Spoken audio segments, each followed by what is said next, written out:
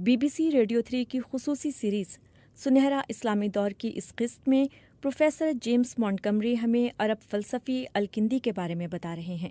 ابو یوسف یعقوب ابن اسحاق الکندی انسانی فکر اور ثقافتی سرگرمی کا اہم دور سمجھی جانے والی 9ویں صدی کے دوران عراق میں رہتے تھے۔ یہ وہ وقت تھا جب بغداد بہت آسانی سے ایتھنز اور روم جیسے عظیم مراکز کا مقابلہ کیا کرتا تھا۔ BBC اردو نے ریڈیو پر نشر ہونے والی اس سیریز کا ترجمہ کیا ہے۔ BBC اردو کی اس پوڈ کاسٹ کے ساتھ میں ہوں ناتیہ سلیمان۔ کندی نام عرب قبیلے کندا کی رکنیت کی نشاندہی کرتا ہے۔ الکندی کے والد کوفہ کے شہزادے تھے اور انہوں نے ایک مالدار اور اعلیٰ نسبی خاندان میں آنکھ کھولی۔ انہیں عربوں کے فلسفی کا لقب ملا، جو اس بات کی نشاندہی بھی کرتا ہے کہ عربی میں فلسفے کی بنیاد انہوں نے ہی رکھی۔ یہ ایک ایسا لقب ہے جو اس لیے بھی سچ ہے کیونکہ الکندی سے پہلے عربی میں فلسفے نام کی کوئی چیز نہیں تھی۔ ہمیں یہ معلوم ہے کہ الکندی کا فلسفے کی جانب رجحان ان کے ساتھیوں میں کچھ خاص مقبول نہیں تھا۔ چلیے تھوڑی دیر کے لیے ایک منظر کا خاکہ کھینچتے ہیں۔ یہ منظر 850 عیسوی میں بغداد کی کتابوں کی مارکیٹ کا ہے، جہاں کتب بینی کے شوقین افراد انتہائی پرجوش دکھائی دے رہے ہیں۔ اس کی وجہ یہ تھی کہ مقبول نثرنگار، علوم دینیات کے ماہر اور کئی مشہور کتابوں کے لکھاری جاہز کی کتاب کی رونمائی ہونا تھی۔ اس موقع پر ان کے حریف لکھاری بھی وہاں موجود تھے تاکہ بابائے عربی نثر کی تازہ ترین کتاب کے مواد کے بارے میں جان سکیں۔ ابو عثمان عمرو بحر الکنانی البصری المعروف جاہز کی آخری 2 کتابوں کتاب البیان والتبیین اور 7 جلدوں پر مشتمل کتاب الحیوان نہ صرف پچھلی دہائی کی مقبول ترین کتب میں سے تھیں، بلکہ ان کے باعث عرب انداز بیان اور ان کے حریفوں پر کبھی نہ مٹنے والے نقوش چھوڑ گئیں۔ کتاب الحیوان خاص طور پر بہت مقبول ہوئی، یہاں تک کہ جاہز کے سامنے ارسطو کا عظیم کام بھی فرسودہ لگنے لگا۔ کچھ ہی برس پہلے تک کوئی بھی شخص ایسا نہیں تھا جو ارسطو کے کام کے ترجمے کے علاوہ کوئی اور چیز پڑھنا چاہتا ہو۔ تاہم اب جاہز کے باعث قارئین عظیم الحیات تنازعات پر کتابیں پڑھنا چاہتے تھے۔ جاہز کے پبلشر نے یہ بات عام کر دی تھی کہ وہ اپنی تازہ ترین کتاب میں ان موضوعات پر بات کریں گے جنہوں نے اس وقت عراق کے بہترین ذہنوں کو الجھا رکھا تھا۔ کیا خدا نے بہترین دنیا تیار کی؟ کیا وہ اس سے بہترین دنیا تشکیل دے سکتے تھے جس میں بری بیماریاں اور تکالیف نہ ہوتی؟ اگر وہ ایک بہتر دنیا تشکیل دے سکتے تھے تو انہوں نے ایسا کیوں نہیں کیا؟ اور کیا شر کی موجودگی کا مطلب یہ ہے کہ خدا نہیں ہے؟ جب جاہز کی یہ کتاب شائع ہوئی تو اس پر غم و غصے کا اظہار کیا گیا اور اسے سمجھ سے بالاتر قرار دیا گیا۔ یہ بات جنگل کی آگ کی طرح پھیل گئی۔ سب نے کہا کہ یہ بوڑھا آدمی بیماری کے باعث اپنے حواس کھو بیٹھا ہے۔ تاہم جب لوگوں نے اس کتاب کو پڑھنا شروع کیا تو یہ دراصل مزاح کی ایک قسم تھی جس میں معاشرے کے آداب اور چند افراد پر طنز کیا گیا تھا۔ اس کے صفحات ہم اثروں کے بارے میں تفصیلات سے بھرے ہوئے تھے۔ ممکن ہے ان کے کرداروں میں سے کچھ کے نام تبدیل کر دیے گئے ہوں۔ ہجوم نے جاہز کی جانب سے دیے گئے لفظی خاکوں میں موجود کرداروں کی نشاندہی کرنے کی کوششوں میں ایک دوسرے سے مقابلہ کرنا شروع کر دیا۔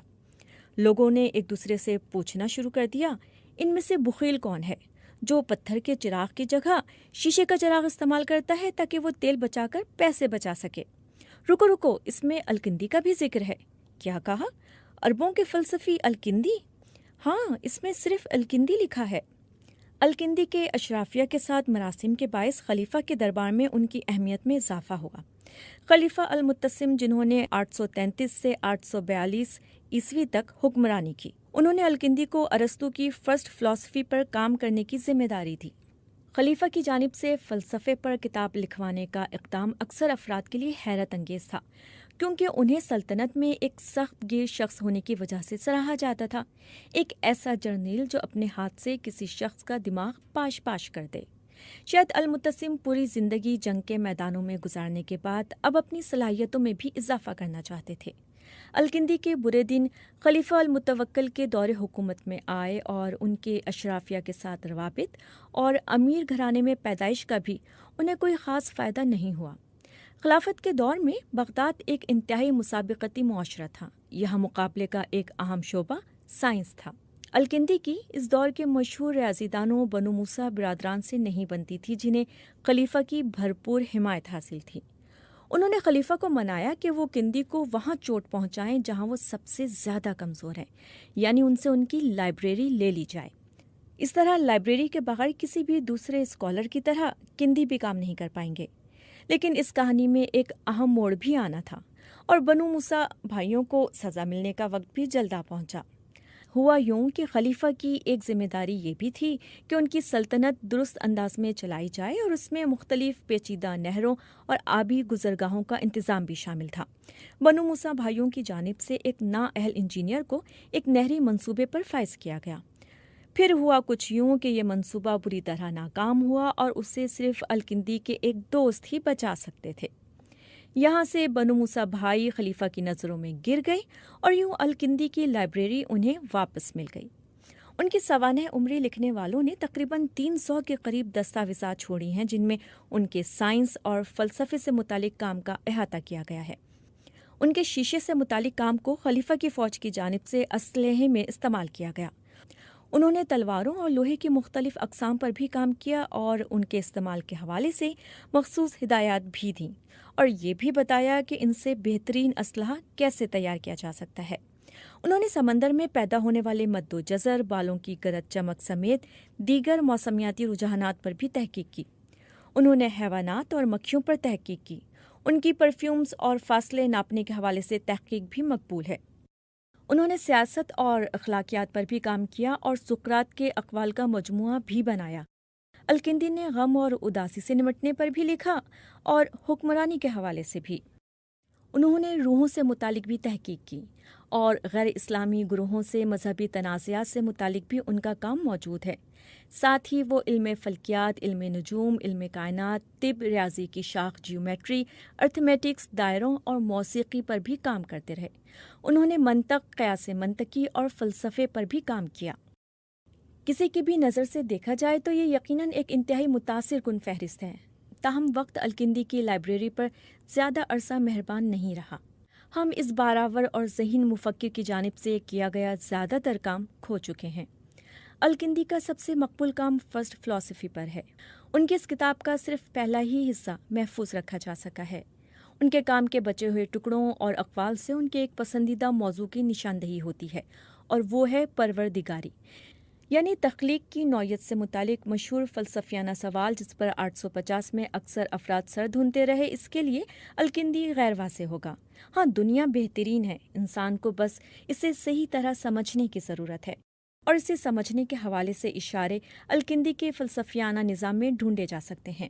یہ موضوعات ان کے پسندیدہ رہے، ان کا فلسفیانہ جنون تھے، اور ان موضوعات کے بارے میں وہ بار بار بات کرتے ہیں، جیسے فلسفے کی ضرورت، کائنات کی تخلیق، وحدانیت کے معنی، خدا کا ناقابل بیان ہونا اور پروردگاری۔ وہ فلسفے کو ایک تقوی کی ایک خاص قسم کے طور پر دیکھتے ہیں، جس کے ذریعے تعلیم یافتہ اشرافیہ اپنی زندگیوں کی تصحیح کر کے جنت میں داخل ہو سکتی ہے۔ ان کے موضوعات بنیادی طور پر اسلامی نظریات کے گرد گھومتے ہیں۔ ان کے نزدیک فلسفے اور دین کے درمیان کوئی تنازع نہیں ہے۔ الکندی کے لیے فلسفہ دینی قیاس کا سب سے اعلیٰ درجہ ہے، اور فلسفہ قرآن میں نازل ہونے والی وحی کے عین مطابق ہے۔ لیکن صرف فرسٹ فلسفی کا نام کیوں دیا گیا؟ شاید اس کی وجہ یہ ہے کہ یہ کتاب خدا کی وحدانیت سے متعلق تھی، وہ پہلا سبب جس کے وجود سے ہر چیز چلتی ہے، اور کیونکہ خدا ہر چیز سے پہلے آتا ہے، اسی طرح عدد 1 یعنی ایک بھی سب سے پہلے آتا ہے، اور اسے الکندی اور ان کے ساتھی ایک عدد نہیں سمجھتے تھے۔ تو فرسٹ فلسفی تمام فلسفیانہ قیاس سے پہلے آتا ہے، جس میں فزکس اور اخلاقیات بھی شامل ہیں۔ الکندی کی سوانح عمری لکھنے والے ان کی ایک محبت بھری نظم کا بھی ذکر کرتے ہیں، جو کچھ یوں ہے: میں اپنے 4 حصوں میں آپ کے بارے میں 4 چیزوں سے محبت کرتا ہوں۔ مجھے نہیں معلوم کہ کون سی چیز مجھے سانس لینا بھی بھلا دیتی ہے۔ میری آنکھ میں آپ کا چہرہ، میرے منہ میں آپ کا ذائقہ، میرے کانوں میں آپ کے الفاظ، یا میرے دل میں آپ کے لیے محبت۔ عربی کے عظیم فلسفی الکندی ایک ایسے شخص تھے جس نے جیسا سوچا اور محسوس کیا ویسے ہی زندگی گزاری۔ وہ کب اس دنیا سے کوچ کر گئے، اس کی کوئی تصدیق شدہ تاریخ نہیں۔ لیکن کچھ ذرائع کے مطابق وہ سن 873 کے آس پاس وفات پا گئے۔ اگرچہ ہمیں نہیں معلوم کہ ان کی وفات کیوں ہوئی، لیکن ہم یہ جانتے ہیں کہ ان کی وفات کیسے ہوئی۔ افسوس کہ ان کی موت اتنی عظیم نہیں تھی جتنی سقراط کی تھی، جو ایتھنز کی ایک جیل میں اپنے دوستوں کے دوران زہر پیتے ہوئے وفات پا گئے۔ الکندی کی موت ایک معالج کا اپنے آپ کو دھوکہ دینے کا المناک واقعہ ہے۔ کچھ عرصے سے ان کے گھٹنے میں انفیکشن ہو چکا تھا، جس کے باعث پیپ بھی پڑ چکی تھی۔ اس وقت یہ سمجھا جاتا تھا کہ کیونکہ فلیم یعنی بلغم 4 رطوبات میں سے ایک ہے، اس لیے اسے دیگر رطوبات سے متوازن کیا جا سکتا ہے۔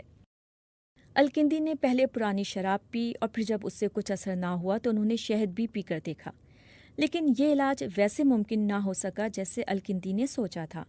شراب اور شہد سے پیدا ہونے والی گرمی ان کی رگوں سے ان کے گھٹنے تک منتقل نہ ہوئی اور وہ توازن نہ بن سکا جس کی ان کو امید تھی۔ اس کے برعکس بلغم نے ان کے اعصابی نظام پر حملہ کر ڈالا اور یہ درد ان کے دماغ تک منتقل ہوا اور وہ دورہ پڑنے کے باعث وفات پا گئے۔ ستم ظریفی یہ ہے کہ اب جب ان کی موت کے بارے میں لکھ رہے ہیں تو ان کی ایک تحقیق کا عنوان آنکھوں کے سامنے گھومتا ہے، جس کا عنوان ہے بلغم کی علامات اور اچانک موت کی وجوہات۔ تاہم یہ ایک عظیم انسان کا انتہائی المناک لیکن حیرت انگیز طور پر موضوع اختتام تھا۔